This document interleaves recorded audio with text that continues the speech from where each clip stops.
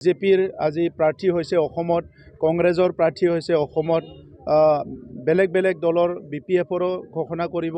সকলো MLAৰ কাৰণে বা বিধায়ক হোৱাৰ কাৰণে যিসকলে আজি প্ৰাৰ্থীত্ব পাইছে ইলেকশ্যনত অংশগ্ৰহণ কৰাৰ কাৰণে সবকে শুভেচ্ছা জনাইছোঁ। আৰু আমাৰ UPPL দলৰ প্ৰথম তালিকাত, দ্বিতীয় তালিকাত, তৃতীয় তালিকাত যিসকলৰ নাম আহিছে, আমাৰ সেই সকলো সতীৰ্থ বা মোৰ দাদাসকল, ভাইসকল, বাইদেউ সবকে মই শুভেচ্ছা জনাইছোঁ, যাতে আহি থকা আমাৰ অসমৰ বা ভাৰতৰ আটাইতকৈ উচ্চ যিটো গণতান্ত্ৰিক প্ৰক্ৰিয়া, ভোটৰ যিটো অধিকাৰ, সেইটো সকলো পাব বা এই গণতান্ত্ৰিক উৎসৱৰ দ্বাৰা সেইসকলে ৰাইজক সেৱা কৰিবলৈ সুযোগ পাব, সেইটো মই কামনা কৰিছোঁ আৰু সকলোলৈ মই শুভেচ্ছা জনাইছোঁ।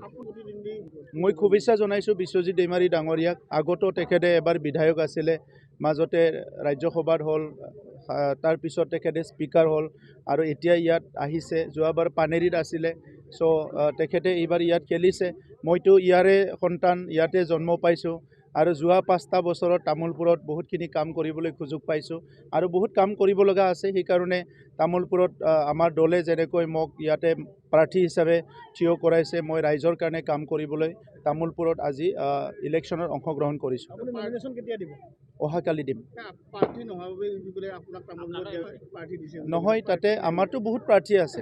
আজি UPPLে ইয়াতে বহুত প্ৰাৰ্থী আছে। প্ৰাৰ্থীটো ইয়াত মাত্ৰ নহয়, প্ৰত্যেকটো সমষ্টিতে প্ৰাৰ্থী আছে। আমাৰতো ইয়াত বিধায়কে আছে, কিন্তু দলে যিটো সিদ্ধান্ত লৈছে আমি দলৰ লগতহে কাম কৰোঁ।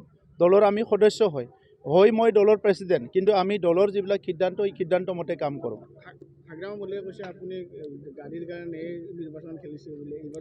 চাওক, গাদীৰ কাৰণে নিৰ্বাচন খেলিলে 45 বছৰত পলিটিক্স কৰিব নাহিলোঁ হয়।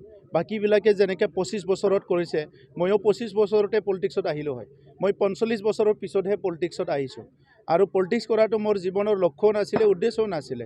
গতিকে 10জনে 10টা কথা কৈ পেলাই ভাল পায়, লোগোं का काम है कहना, তো সেইটো ক'বলৈ দিয়ক। মই নিজৰ কামটো কৰি যাম আৰু অনাগত দিনত গম পাই যাব মই কি কাম কৰিছোঁ, কৰা নাই। ইয়াততো আগৰ মানুহবিলাকে তামোলপুৰত বহুত সুযোগ পাইছে, কিন্তু আজি তামোলপুৰটো মই ইয়াত CM হোৱাৰ পিছত, জলেন দৈমাৰী MLA হোৱাৰ পিছত ইয়াত কিমানখিনি ডেভেলপমেণ্ট আহিল, এইটোতো চবে দেখিবলৈ পাইছে।